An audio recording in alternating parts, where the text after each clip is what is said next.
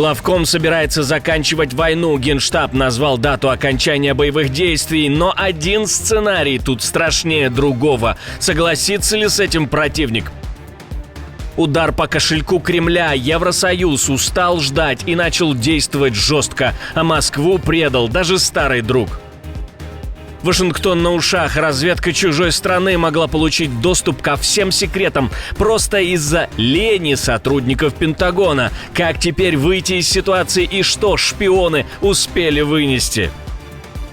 Москва угрожает Берлину ракетным ударом. Германия первая получит новое вооружение от США, что заставило Вашингтон поменять планы, и начнутся ли конфликты среди союзников. Все самые главные новости к вечеру субботы, 19 июля. И многое другое. Самые важные и срочные новости, эксклюзивные подробности. Вы смотрите информационный выпуск «Нехта». Оперативно о событиях в России, Беларуси, Украине и мире. Раньше и понятнее других. Все, что нужно знать сегодня. Дата окончания войны названа, но все не так однозначно. Начальник российского генштаба Валерий Герасимов озвучил два прогноза окончания так называемого СВО. Один оптимистичный, второй тревожный, как называют его в Кремле.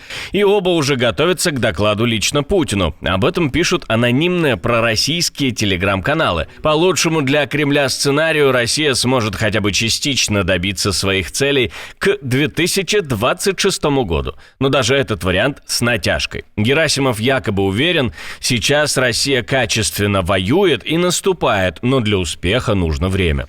А вот второй сценарий звучит как холодный душ. Война может затянуться еще на 3-5 лет, то есть до 2029 года. И это не исключение, а вполне вероятный исход. Источники, близкие к Герасимову, не стали раскрывать подробностей, все засекречено. Также они отказались говорить о возможной мобилизации или отставке самого Герасимова, хотя слухи о недовольстве Путина ходят все громче. Об этих двух сценариях поговорили со спикером украинской добровольческой армии Сергеем Братчуком. Россия очень спешит, это очевидно, проводить вот эти очередные волны наступательных действий. Поэтому максимально сегодня выжимается из ситуации все, что можно. И две компоненты, за счет чего россиянам удается тактически продвигаться, к сожалению. Это пехотная составляющая и авиация. Пехотная составляющая, конечно, превосходит в разы количество нашей пехоты. Соответственно, тут уж мы можем говорить о том, что силы обороны Украины могут и должны противопоставить новые технологии ведения войны. Они понимают, что впереди все равно необходимо выходить на определенные коммуникации. И вопрос, с чем выходить, в каком состоянии. Россия теряет деньги и быстро. ЕС утвердил один из самых мощных пакетов санкций против России, 18-й по счету. И бьет он сразу по нескольким больным точкам Кремля. Под удар попадают нефть, банки и даже легальные якобы газопроводы «Северный поток» и «Северный поток-2», которые к тому же не работают. Главная цель – перекрыть Москве кислород. Великобритания вслед за Евросоюзом снижает потолок цен на российскую нефть, перевозимую морем. Решение ударит прямо по бюджету Кремля. По данным Лондона, доходы от нефти у России уже упали на 35% за год. И это только начало. Теперь Запад закручивает гайки еще сильнее. Под ограничения попадает не только продажа, но и вся логистика, страхование, транспортировка и другие услуги, которые оказывают страны группы 7. Компании получают срок до 2 сентября, чтобы адаптироваться к новым правилам. Вместе мы продолжим оказывать безжалостное давление на Путина, ограничивая его критически важную нефтяную промышленность и отрезая финансирование его незаконной войны в Украине. 4 белорусских банка теперь тоже не просто отключены от SWIFT, им запрещены любые сделки в Евросоюзе. Это означает полный экономический блок. Под запрет попали Белагропромбанк, Добробыт, Банк развития и Белинвестбанк. Если раньше ограничения касались только обмена финансовыми сообщениями, то теперь полное табу на любые транзакции. Но и это не все. В санкционный список попал и завод Легмаш, который занимается военными технологиями. Вслед за ним еще 7 юрлиц, включая разработчиков беспилотников и лазерных систем. Всего под санкциями теперь уже 55 белорусских организаций. Санкции напрямую связаны с поддержкой российской агрессии, и Брюссель дает понять, за участие в войне Лукашенко платит все более высокую цену. В В США разгорается громкий скандал. Microsoft признала, что использовала инженеров из Китая для технической поддержки облачных систем Пентагона. Да, американские военные технологии и китайские специалисты. Все это вскрыло расследование ProPublica, после которого в дело лично вмешался министр обороны США, естественно, обвинив во всем демократов и Обаму. But we have to ensure the digital systems that we use here at the Defense Department. Мы обязаны гарантировать, что все цифровые системы, используемые в Министерстве обороны, надежны и неприступны. Поэтому я объявляю, что с сегодняшнего дня Китай больше не будет иметь никакого отношения к нашим облачным сервисам. Немедленно. По моему поручению министерство также запускает срочную проверку сроком до 2 недель или быстрее, чтобы убедиться, что подобное не происходит нигде более в системе Пентагона. Microsoft уже в пятницу объявила, китайские инженеры больше не будут работать над проектами для американской армии. Расследование показало, что китайцы работали под надзором так называемых цифровых эскортов, американцев с доступом к секретной информации, но зачастую без достаточной квалификации, чтобы реально контролировать безопасность кода. Все это на фоне того, что системы Microsoft уже взламывали и китайские, и российские хакеры. Теперь главный вопрос – это промах Microsoft или тревожный симптом еще глубже? Кто еще в тени от американских облаков? Пишите свои мысли, что это было вообще, диверсия или халатность. В общем, все ваши мысли в комментарии к этому видео принимаются. США неожиданно изменили правила игры. Администрация Дональда Трампа двинула Германию вперед в очереди на системы Patriot и отодвинула назад Швейцарию. Все ради одной цели, чтобы Берлин мог отдать свои установки Украине. Об этом сообщает The Wall Street Journal со ссылкой на американских чиновников.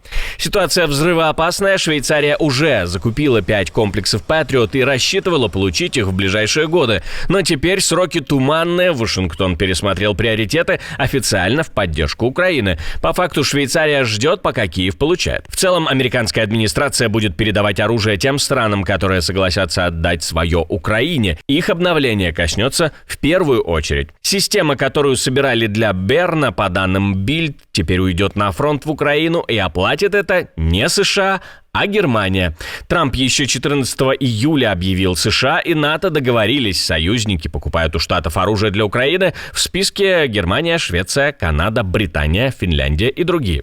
Причем речь идет не только о Patriot, готовятся новые сделки на наступательное и оборонительное вооружение. Москва уже отреагировала и отреагировала жестко. Мария Захарова заявила, Россия оставляет за собой право бить по объектам стран, чье оружие используют против нее. Россия считает себя вправе применять свое оружие против военных объектов тех стран, которые позволят применять свое оружие против России. Посмотрим, как обещания Захаровой будут выполнены в адрес Германии. Берлин, в свою очередь, уже заявил, у страны осталось всего 6 Patriot, и новых поставок Украине они просто не потянут. Но старые отдать могут. Судьба 2 установок уже решается. Ночь в Одессе превратилась в кошмар. Более 20 ударных беспилотников атаковали город с разных сторон. В результате мощные взрывы, пожар в многоэтажке и как минимум 1 погибший. Первый взрыв прогремел около полуночи, дальше серия новых ударов. Пожар охватил с 6 по 9 этажи жилого дома. Спасатели вместе с добровольцами вытаскивали людей из огня. 1 человек погиб, как минимум, во всяком случае, такая информация на момент записи этого видео. Есть раненые. По данным местных властей, повреждены жилые дома, другая гражданская инфраструктура, сигналы воздушной тревоги и сообщения о новых волнах дронов поступали до самого утра. Они заходили с разных направлений, чтобы усложнить работу ПВО. Жители в панике, людей вытаскивали из огненной ловушки прямо среди ночи. О том, что Россия продолжает пытаться показать такими ударами, мы поговорили со спикером украинской добровольческой армии Сергеем Братчуком, который как раз находится в Одессе. Во-первых, россияне не меняют тактику. Тактика террора, она продолжается. И, соответственно, если говорить с военно-технической, наверное, так будет точнее точки зрения, то очевидно, что россияне сегодня продолжают проводить вот такое накопление, соответственно, ударных дронов. И потом через определенное время, так называемую оперативную паузу, пытаются снова атаковать. Это рой, который собирается в море. Как минимум с 2 сторон заходили с суши и с моря эти шахеды Герани. Среди них, понятное дело, и имитационные, в том числе дроны, на которые тоже вынуждены, и, понятное дело, реагировать системы противовоздушной обороны. Высота более 2 километров, резкое пике и атака на жилмассив. Война ставится на паузу. Израиль и Сирия при поддержке США, Турции и Иордании договорились о прекращении огня. Об этом объявил американский посол в Турции. Премьер-министр Израиля Биньямин Нетаньяху и президент Сирии Ахмед аш-Шара при поддержке госсекретаря США Марко Рубио договорились о прекращении огня, поддержанном Турцией, Иорданией и соседними странами. Крови уже достаточно пролилось. Только за последние дни в провинции Эс-Сувейда погибли почти 600 человек. Там произошло столкновение между друзами и бедуинскими племенами. И именно туда сирийские власти направили спецназ, чтобы навести порядок. Мы благодарим племена за их героическую позицию, но призываем их полностью придерживаться прекращения огня и соблюдать распоряжения государства. Каждый должен понять, что этот момент требует единства рядов и полного сотрудничества, чтобы преодолеть то, через что мы сейчас все проходим. Соглашение заключили после ожесточенных боев и ударов по Дамаску, включая обстрел президентского дворца. Мы говорили с вами об этом в предыдущих выпусках. Израиль объяснил свое вмешательство защитой друзов, религиозного меньшинства, которое активно участвует в сирийском конфликте. Вашингтон призвал все меньшинства друзов, бедуинов, суннитов сложить оружие и строить новую сирийскую идентичность. Но на фоне недавних авиаударов, угроз Эрдогана и напряженности между фракциями звучит это как призыв из параллельной реальности. Но пока на юге страны все еще лихорадит, на улицах Сувейды стоят спецназовцы, вопрос один – это действительно мир или лишь передышка перед новым взрывом? Отдельное спасибо, что досмотрели до конца. Спасибо за ваше доверие. Жду развернутых комментариев, лайков и репостов. Это важно, чтобы нас становилось больше. На этом пока все. До новых встреч и хороших вам новостей.